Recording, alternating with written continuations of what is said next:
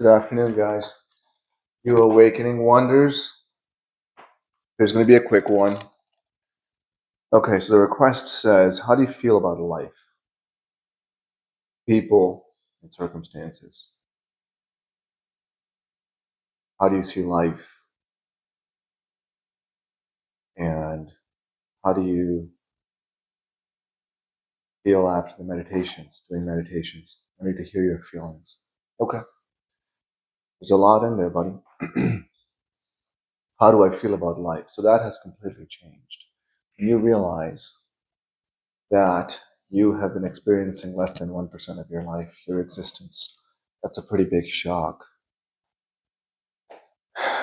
When you get into the cheat mode and you actually use the collective energy of thousands of people at the same time raising their energy, you're able to, and I hope you guys understand this, that if my magnetic field energy goes up, the person next to me, their energy field energy goes up, and there's an intersection between his magnetic field and mine, we're both raising our energy, it amplifies our collective energy by many, many times.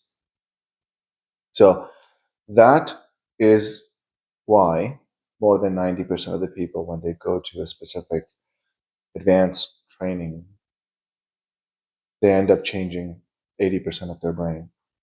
They get a new brain, they get a new body. Everything about their genes is manipulated. They're turning off one type of genes, they're turning on another type of genes. And that is why there are spontaneous healings and remissions that happen. So when I saw that, when you see miracles with your own eyes, when you just leave your body and you're looking at your body, and you're able to leave and walk around, when you're able to become the empty space where you feel like you are everywhere at the same time, when you get to have those experiences, even if they're for a few seconds here and a few seconds there, you can never go back to being you. So when I was there, I left my old self there. So my second walking meditation, I actually saw the old me. He looked a little worn out, you know. And I always started my meditations. Now, this is probably something nobody has ever done because I have never heard of it. So anytime I would close my eyes and I would start my meditation, I would start by pretending I'm looking at my future house and I'm sitting in the driveway, standing in the driveway. No, sitting in the driveway in the same chair that I was sitting in at the ballroom. And I could see the front of the house. Now I know exactly what my house would look like. The first floor, I have not imagined the second floor yet, but I know all the rooms are upstairs and everything else is downstairs. So I'm looking at my future home, and my favorite car that I already own, two of my favorite cars that I already own, are standing there, and the third car that I want, I don't want to get into what make and model those cars are going to be. Let's leave that aside. So my third future car is standing on my left side, and I'm standing on this brick driveway, and there's a long driveway, and there's a gate at the end. And I can picture all of it. There's a road that goes around my house to the back where I have some animals and I have some horses, where there's water at the end of my property. So I would start all of my meditations in that way, and it just kept getting better and better and better. And every time I would start my meditation, no matter what I was wearing, I would picture myself wearing like an off-white or a very, very light gray uh, blazer or sports jacket that also flows really well so it doesn't look like a coat, right? Very comfortable. I have one of those. I'll probably wear those for one of the videos. And I would picture that. And I would picture in exact things that my future self is wearing. And I have my puppy next to me. Mr. Ty over there is taking a nap right now. So I would picture all of that, before we're about to close our eyes and we're starting, like I would create an entire future every time, same future. And I was feeding it that this is where my meditations are occurring, right? And this is a little crazier. It gets even crazier that one day when we did our healing coherence meditation, I believe that was day 5 or 6, that it was so strong that when I finished the meditation, at the end of the meditation, before I was done, for the last 10 to 15 minutes, now I have blindfolds on, I can't see anything, right? And at the same time, for some reason, I felt like I was sitting in that chair and now I was facing my gate of my driveway. And on the other side of the gates, far, far away, I can see the silhouette of mountains. And it was midnight. It's dark because obviously I have blindfolds on. And it's dark, but there's still moonlight coming in.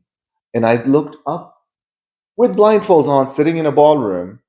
I see mountains. I saw stars. I saw so much. I could feel the breeze. And I'm just looking around, turned around completely. And I see outdoors. I see stars. I see mountains. I see my gate. I can see the moonlight shining a little bit off of my driveway. It was. So when you say, how do you feel about life? I'm so much in awe. I've been so much in awe that when you get to that level, it makes you very quiet because you're so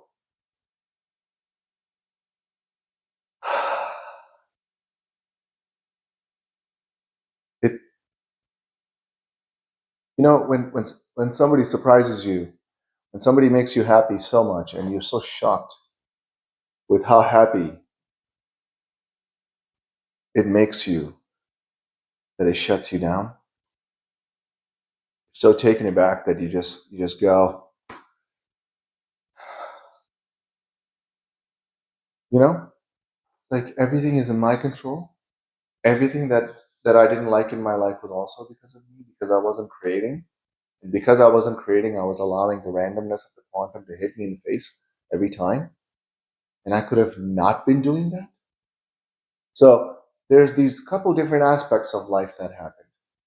Oh my God, is this what really life is?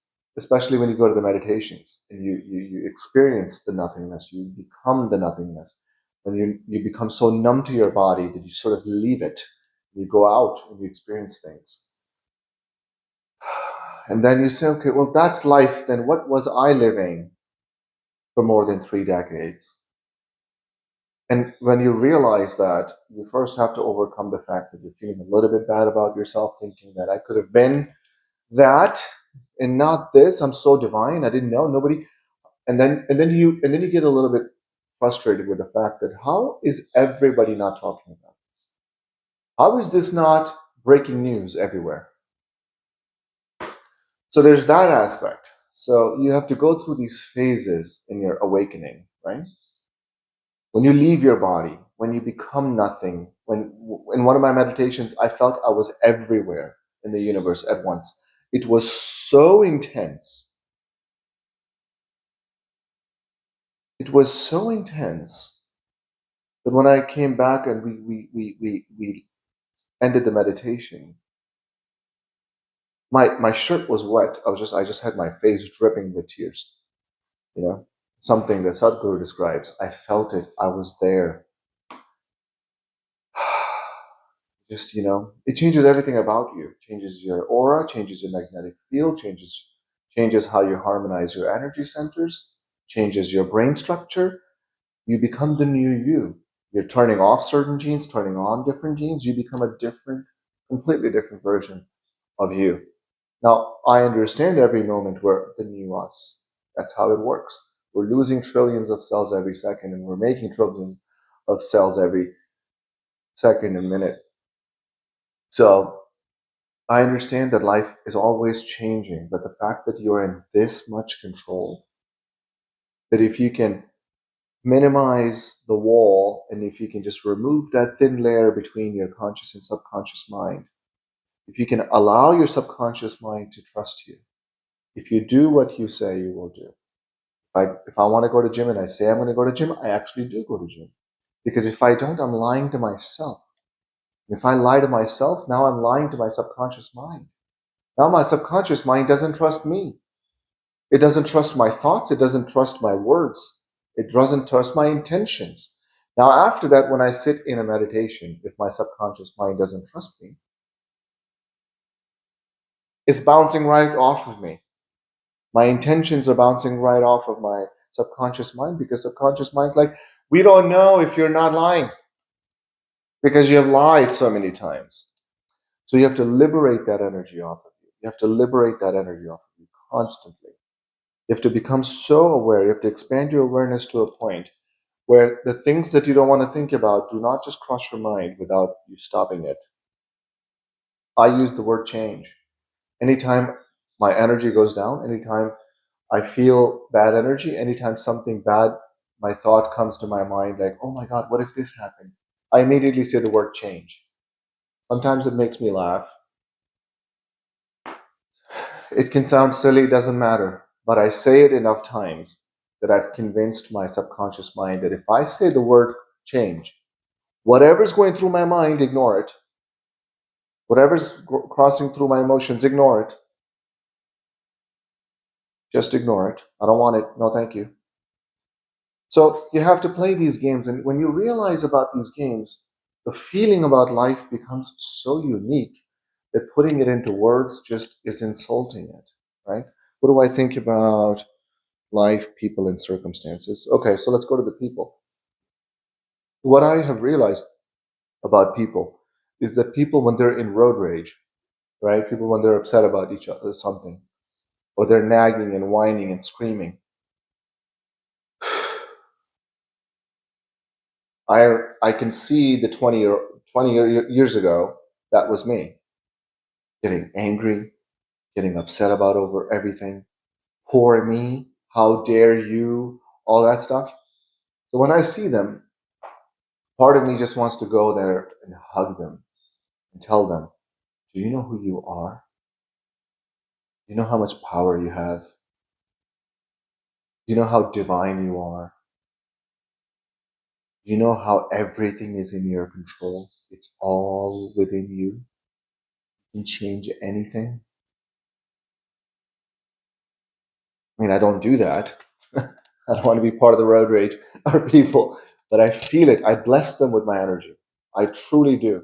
I feel like I'm blessing them. In fact, when I was talking to a friend of mine from Germany that I met through my YouTube channel, and Angelica, yes, no, she's in UK or Germany. I don't know, one of those. I've been talking to so many people today, and especially from Canada and also Italy. So because of my YouTube channel here, I'm losing track of who lives in which country.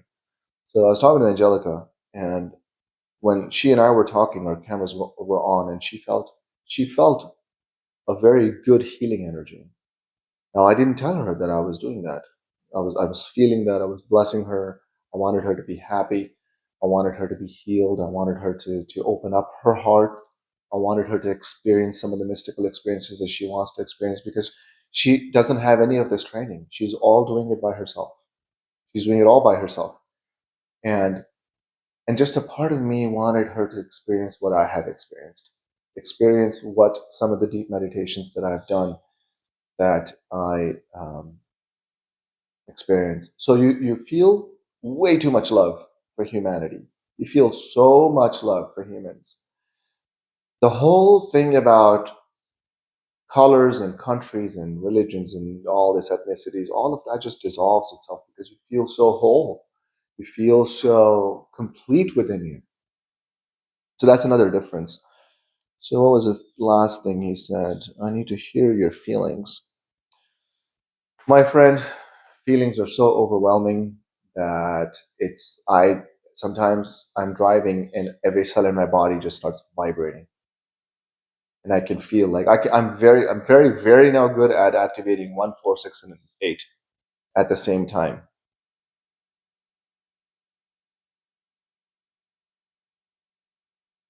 Yeah, see, it happens instantly. It is it is so powerful. Okay, I'm back. I'm back. And I don't. So another thing that has completely changed my life is the fact that I don't just meditate when I meditate. I meditate when I'm doing things. Um, when I'm driving, when I'm loading up my dishwasher, when I take my dog out for a walk, sometimes I'll just stop into a breath work and just push my spinal fluid up to my brain and just activate 1, 4, 6, and 8 and just shoot out my intentions. I'm not sure if you guys have I talked about this. I wonder if I did. But I think I have in one of the videos where I was driving that you create an intention, you write a symbol that represents your intention, you write down a couple different bullet points of what that intention means, or what that symbol means to you from an intention standpoint, and then you list out a couple of the elevated emotions that are associated with your intention. You know, being divine, being blessed, being worthy, in love with life. Just list out. So and then you create this thing, and then you just focus on that symbol. And now that symbol represents everything, your entirety of your symbol, your intention. So I do that, and the shocking things have been that sometimes when I do an intention meditation, now this happened to me twice in the past like 2 weeks. And we're playing with energies, right? We're playing with our own existence because we've just figured out that we are so full of adventure. There's an adventure to be seen within you, endless, unknown. Every time you have a mystical experience, it's different. It's never the same. So you have this never ending, beautiful adventure that you can now start to explore. How does that affect your feelings? There are no words for that. How do you look at life? There are no words for that because it's so much. And the more you go into it, the more you're speechless, the less you can talk about it, you know? So that's why I only talk about a very minute part of it so that I can actually speak on it. Because if I holistically speak about the emotions of everything, feelings of everything, and experience of all the people and circumstances and synchronicities, that is so vast that it just leaves me speechless on how beautiful it is.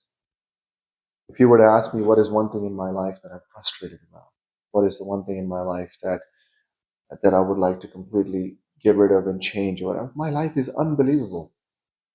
I don't know. I wouldn't I'm healthy, I'm wealthy, I found out the meaning of life, I found out my purpose. Keep drumming, wake people up, tell them how beautiful everything is, bring them to the awakening. Because guys, it's very hard to describe what it's like to what it's like when you experience awakening, truly. When it hits you,